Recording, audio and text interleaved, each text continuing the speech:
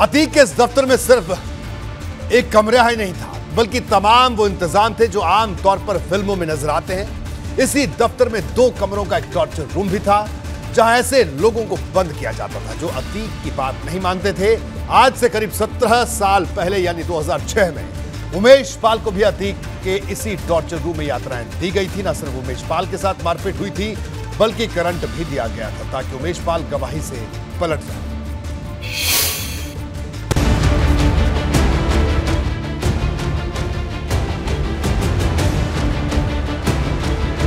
अतीक अहमद पूर्वांचल का वो नाम है जो एक वक्त में खौफ की कहानी बयां करता था। माफिया अतीक का डर लोगों के भीतर कितना था, ऐसे हाल ही में वायरल हुए कॉल रिकॉर्डिंग से भी समझा जा सकता है। लेकिन एबीपी गंगा के कैमरे में इस बार अतीक का टॉर्चर वाला रूप भी कैद हुआ है।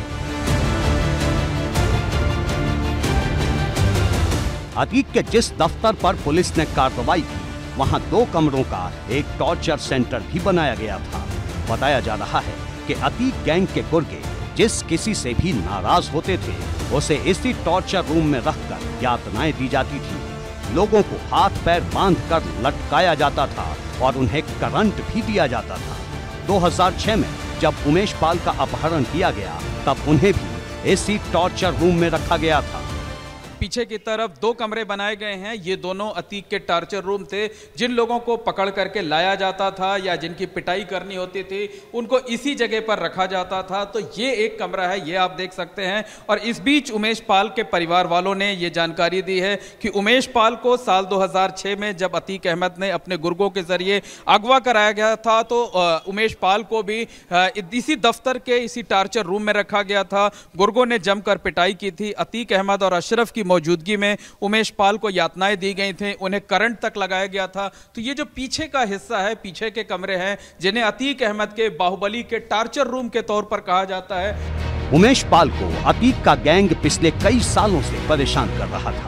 28 फरवरी 2006 को जब उमेश पाल का अपहरण किया गया, तो न सिर्फ बंधक बनाया गया, बल्कि उमेश के साथ मारपीट भी की गई। उस वक्त उमेश को करंट भी लगाए गए थे ताकि वो राजू पाल मर्डर केस में गवाही से मुकर जाए। बताया जाता है कि इसी दफ्तर से उमेश पाल को अतीक के गुर्गे अगले दिन कोर्ट लेकर गए थे और दबाव बनाकर हलफनामा दाखिल करवाया था।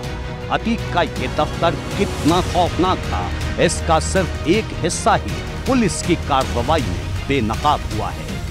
ये देखिए, इस कमरे के अंदर से पुलिस ने रिकवरी दिखाई है। पैसे इस कमरे के अंदर से मिले हैं, लेकिन इसके ठीक बाहर एक छोटा सा पॉन्ड है। ये आप देख सकते हैं कि पानी की मोटर का जहां इस्तेमाल किया जाता है, वहां से जो पानी की कार्रवाई थी, वो जो है सप्लाई थी, वो पिछले काफ़ी दिनों से बंद थी। और इस जो आप छोटा सा ये कि पॉन्ड नुमा जगह देख रहे हैं, जहाँ पर पानी की मोटर रखी जाती थी, यहाँ पर 3 वेपन्स छिपा कर रखे गए थे पॉलीथीन पर। उसके ऊपर रद्दी डाल दी गई थी, कागज़ डाल दिए गए थे और उसे 2-3 तरीके से इन पत्थरों से ढक दिया गया था ताकि किसी को शक ना होने पाए कि इसके नीचे इस गड्ढे के अंदर वेपन्स हो सकते हैं। इसके साथ साथ देखिए कि दूसरे किस तरीके से किस जगह पर वेपन्स छिपाए गए थे।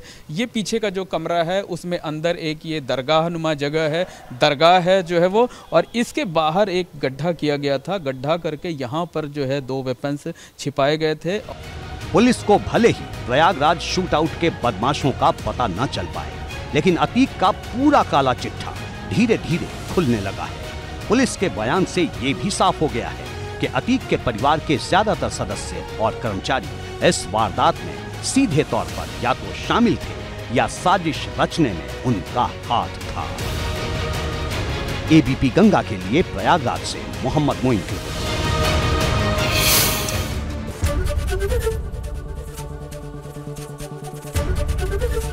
एबीपी गंगा, खबर आपकी, जुबान आपकी।